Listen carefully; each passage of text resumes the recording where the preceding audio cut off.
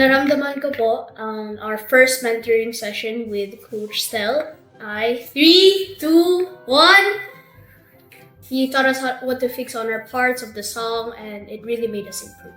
Ang naramdaman ko po ay siyempre po masaya kasi po tinuturan po kami ng maayos ni Coach Till and inaalam niyo po kung saan po yung part na nahihirapan po kami, gano'n.